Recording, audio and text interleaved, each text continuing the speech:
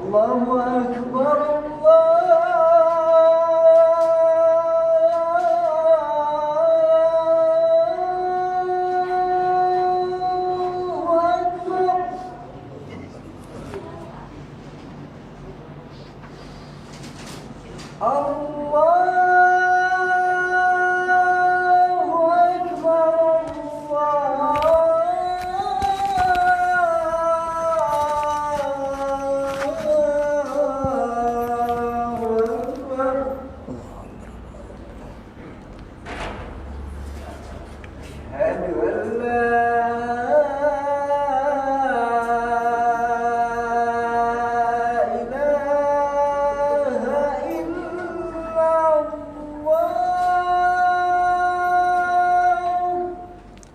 أشهد أن لا إله إلا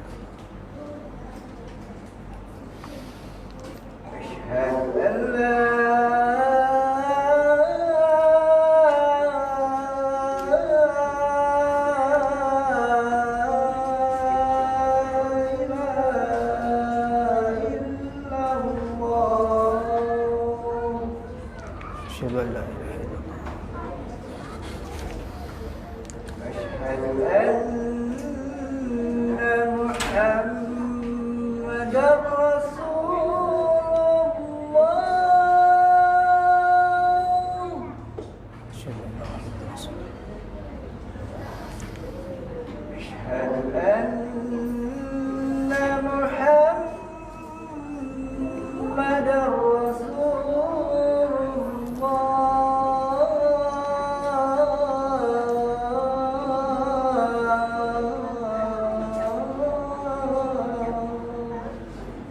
أشهد أن محمدا رسول الله حي على الصلاة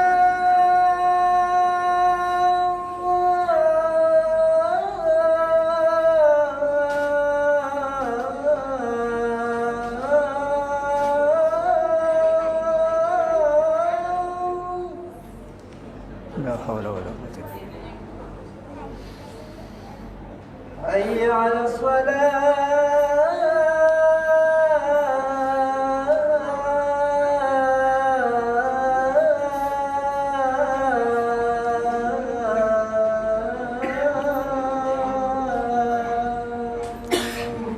لا حول ولا قوة إلا بالله حي على الفلاح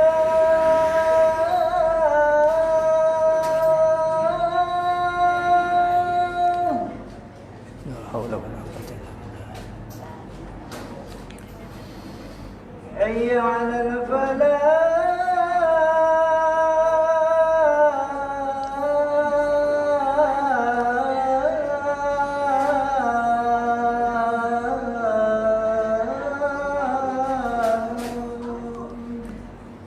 لا حول ولا قوة الله أكبر، الله أكبر. الله أكبر الله أكبر لا إله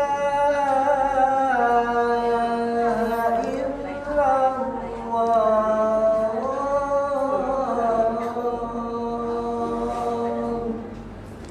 لا إله إلا الله محمد رسول الله صلى الله عليه وسلم حديث وأنت صلاة الله وأنت محمد الوسيلة التي لا يشرك درجة فتنبيه محمد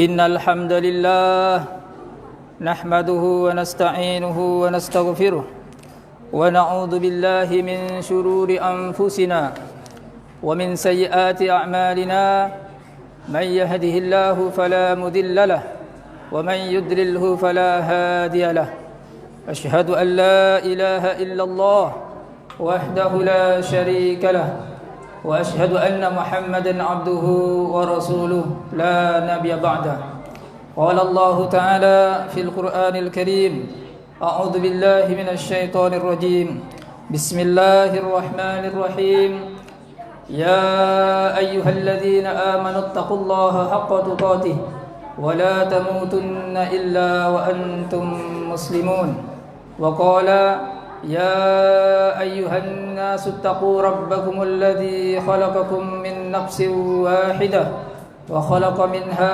زوجها وبث منهما رجالا كثيرا ونساء واتقوا الله الذي تساءلون به والأرحام إن الله كان عليكم رقيبا وقال يا أيها الذين آمنوا اتقوا الله وقولوا قولا سديدا يصلح لكم أعمالكم ويغفر لكم ذنوبكم ومن يطع الله ورسوله فقد فاز فوزا عظيما اللهم صل على سيدنا محمد وعلى آله وصحبه ومن تبعهم بإحسان إلى يوم الدين. Hadirin jamaah sidang Jumat rahimakumullah. Pertama dan yang paling utama, mari kita selalu bersyukur pada Allah Subhanahu wa taala. Pada siang hari ini kita semua diberikan kesempatan oleh Allah Subhanahu wa taala, diberikan umur oleh Allah Subhanahu wa taala bisa hadir di Masjid Baitur Rahman ini dalam rangka melaksanakan salat Jumat secara berjamaah. Mudah-mudahan salat kita diterima Allah Subhanahu wa taala. Amin amin ya rabbal alamin. Salawat dan salam tidak lupa kita haturkan kepada baginda Rasul Muhammad sallallahu alaihi wasallam, kepada keluarga beliau, kepada sahabat-sahabat beliau, kepada pengikut-pengikut beliau dan kepada umat beliau yang selalu istiqomah menjalankan syariat beliau hingga akhir zaman. Mudah-mudahan kita semua mendapatkan syafaatnya kelak di yaumil mahsyar. Amin ya rabbal alamin.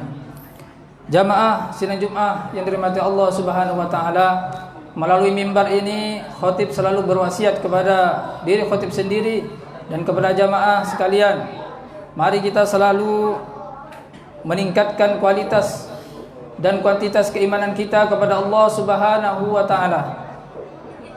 Keimanan dan ketakwaan kepada Allah Subhanahu wa taala. Takwa dalam arti yang sebenar-benarnya dan sesungguh-sungguhnya, yaitu melaksanakan segala yang diperintahkan Allah Subhanahu wa taala dan Rasulnya, dan menjauhi segala yang dilarang oleh Allah Subhanahu wa taala dan Rasulnya.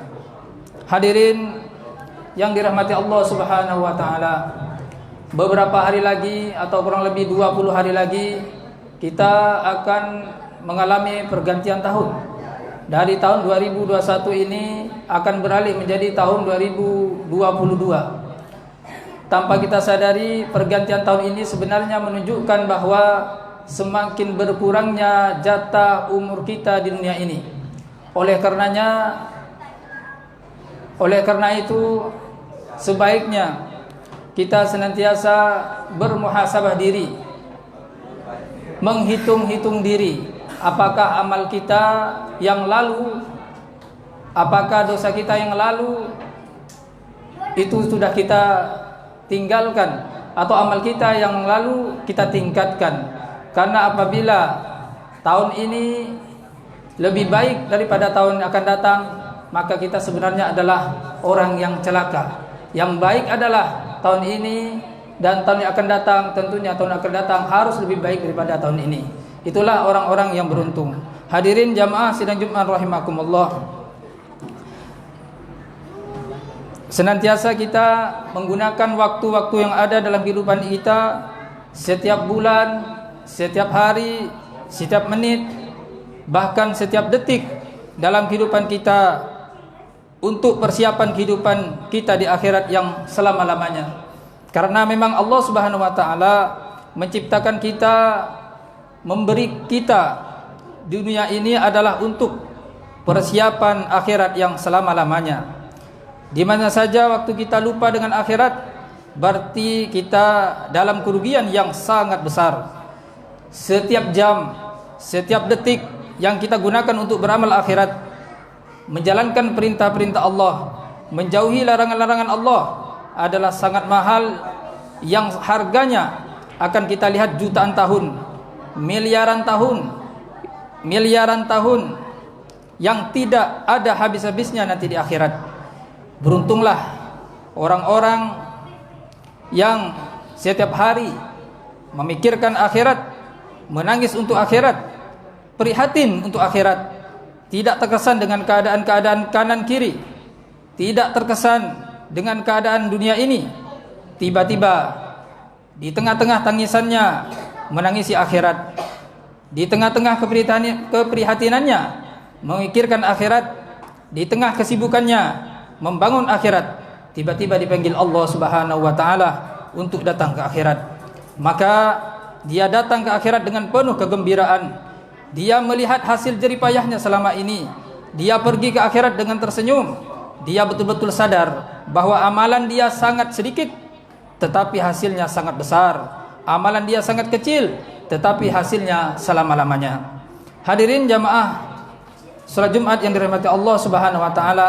Namun sebaliknya, orang yang terkesan dengan keadaan dunia, sibuk karena dunia, menangis karena dunia, sedih karena dunia, gembira karena dunia, siang dan malam yang difikirkan dunia dan dunia, tiba-tiba dia meninggal dunia. Terputus semua yang dicita-citakannya, habis semua yang dia pikirkan, datang ke akhirat dengan tangan yang kosong, tidak membawa bekal apa-apa. Itulah nasibnya orang-orang yang ahli dunia. Hadirin jamaah sidang Jumat rahimakumullah. Hari-hari kita melihat teman kita berangkat ke negeri akhirat, masuk ke liang kuburnya, tetapi kita tidak sadar seolah-olah yang bisa mati itu orang lain, seolah-olah yang berangkat ke akhirat itu orang lain, sedangkan kita tidak akan ke akhirat. Tiap hari kita mendengar nasihat-nasihat, tapi seolah-olah yang dinasihati itu orang lain, yang perlu nasihat itu orang lain, yang perlu tobat itu orang lain, yang perlu amalan itu orang lain, sedangkan kita menganggap tidak perlu apa-apa. Hadirin sidang Jumat yang dirahmati Allah Subhanahu wa taala, inilah waktunya kita menangis kepada Allah Subhanahu wa taala, waktunya kita bertobat kepada Allah Subhanahu wa taala. Innallaha yuhibbut tawwabin, yang artinya sesungguhnya Allah mencintai orang-orang yang bertobat. Hadirin sidang Jumat rahimakumullah, kapan lagi kalau kita bukan sekarang kita bertobat kepada Allah Subhanahu wa taala? Momen-momen pergantian waktu, hari demi hari, jam demi jam, detik demi detik yang akan kita lalui, kita hendaknya bertobat kepada Allah Subhanahu wa taala semasa umur kita masih ada di badan kita. Ja'alallahu wa iyyakum minal faizin al-aminin wa adkhalana wa iyyakum fi zumratil muttaqin al-mu'minin muqinin. A'udzu billahi minasy syaithanir rajim. Bismillahirrahmanirrahim. Wal 'asr innal insana lafi khusr illa alladhina amanu wa 'amilus solihati wa tawasaw bil haqq wa tawasaw bis sabr wa qur rabbighfir warham wa anta khairur rahimin.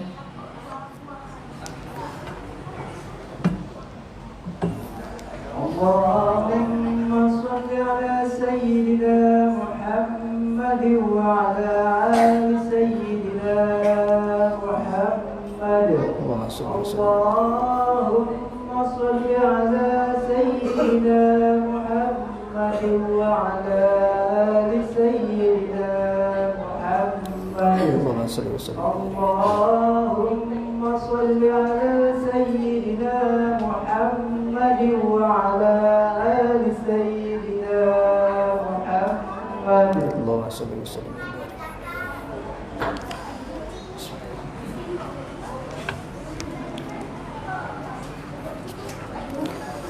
Innal hamdalillah nahmaduhu wa nasta'inuhu wa nastaghfiruh wa na'udzu billahi min shururi anfusina wa min sayyiati a'malina.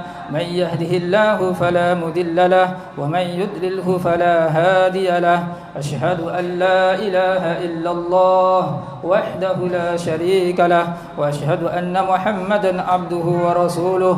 Allahumma salli wa sallim wa barik ala sayyidina Muhammad wa ala alihi wa ashabihi wattabi'ina lahum bi ihsanin ila yaumiddin.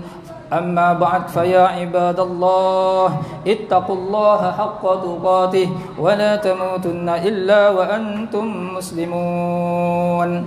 واعلموا أنكم قادمون إلى الله ولتنظر نفس ما قدمت لغد واتقوا الله إن الله خبير بما تعملون وأنيبوا إلى ربكم وأسلموا له من قبل أن يأتيكم العذاب ثم لا تنصرون واعلموا أن الله تبارك وتعالى قد قال في كتابه الكريم فقال قولا كريما إن الله وملائكته يصلون على النبي يا أيها الذين آمنوا صلوا عليه وسلموا تسليما اللهم صل وسلم على سيدنا محمد وعلى آل سيدنا محمد وعلى أزواج سيدنا محمد وعلى ذرية سيدنا محمد وعلى أتباع سيدنا محمد وارض اللهم عن خلفائه الأربعة أبي بكر وعمر وعثمان وعلي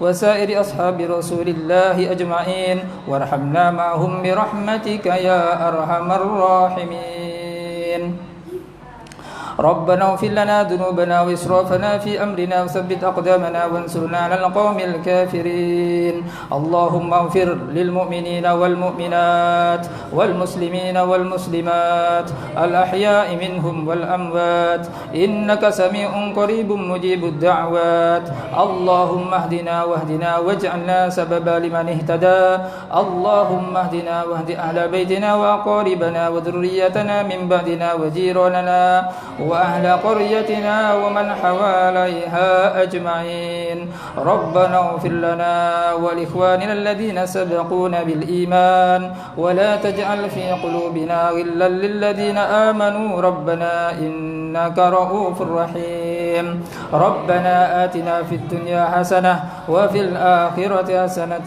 وقنا عذاب النار وصلى الله على سيدنا محمد وعلى آله وأصحابه أجمعين والحمد لله رب العالمين فيا عباد الله إن الله يأمر بالعدل والإحسان وإيتاء ذي القربى وينهى عن الفحشاء والمنكر والبغي يعظكم لعلكم تذكرون فاذكروا الله العظيم يذكركم واشكروه على نعمه يزدكم واسألوه من فضله يؤتيكم ولذكر الله أكبر أقم الصلاة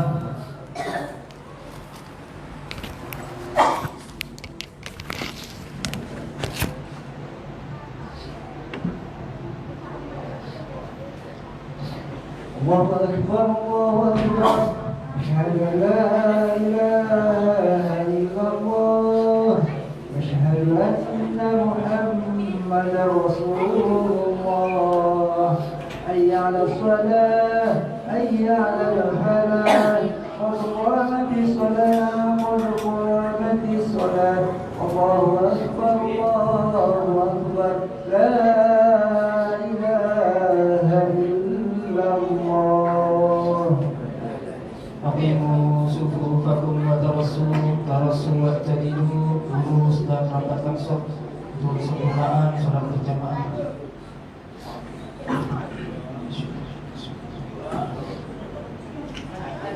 Allahu Akbar.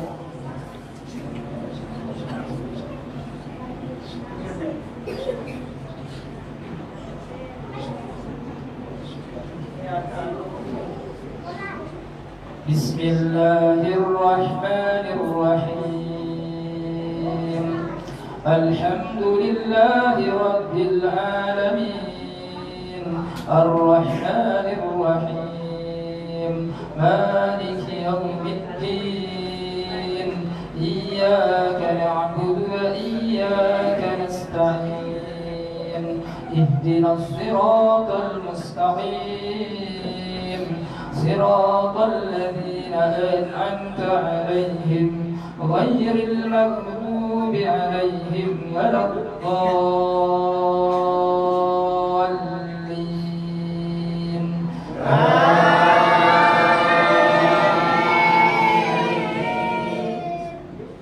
بسم الله الرحمن الرحيم سبح اسم ربك الأعلى الذي خلق فسوى والذي قدر فهدى والذي أخرج المرعى فجعله غثاء أحوى سنقرئك فلا تنسى إلا ما شاء الله إنه يعلم الجهر وما يخفى ونيسرك لليسرى فذكر إن نفعت الذكرى سيذكر من يخشى ويتجنبها الأشقى الذي يصلى النار الكبرى ثم لا يموت فيها ولا يحيا قد أفلح من تزكى وذكر اسم ربه فصلى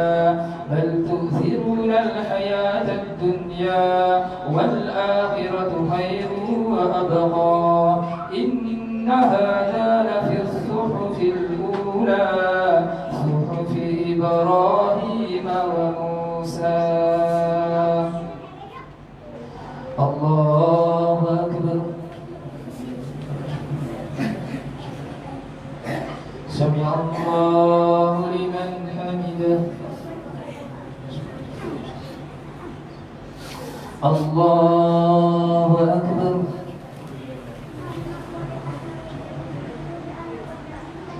الله أكبر.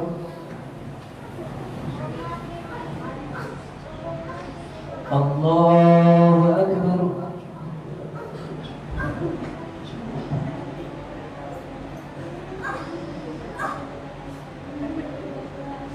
الله أكبر. بسم الله الرحمن الرحيم الحمد لله رب العالمين الرحمن الرحيم مالك يوم الدين إياك نعبد وإياك نستعين اهدنا الصراط المستقيم صراط الذين أنعمت عليهم غير المغضوب عليهم ولا الضالين.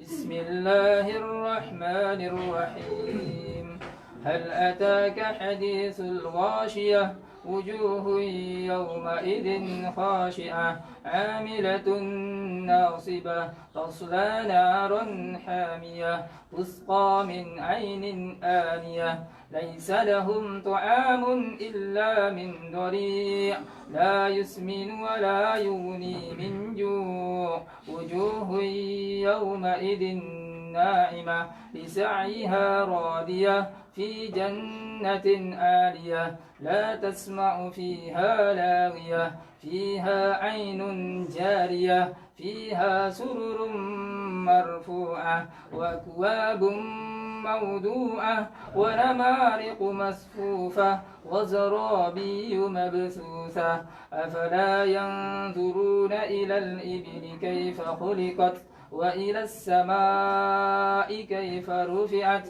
وإلى الجبال كيف نصبت وإلى الأرض كيف سطحت فذكر إنما أنت مذكر لست عليهم بمسيطر إلا من تولى وكفر فيعذبه الله العذاب الأكبر إن إلينا إيابهم ثم إن علينا حسابهم. الله أكبر.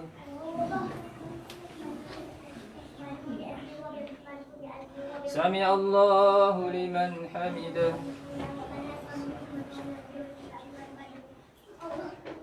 الله أكبر.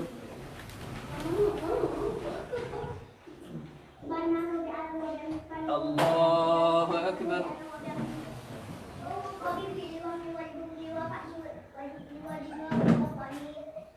الله أكبر.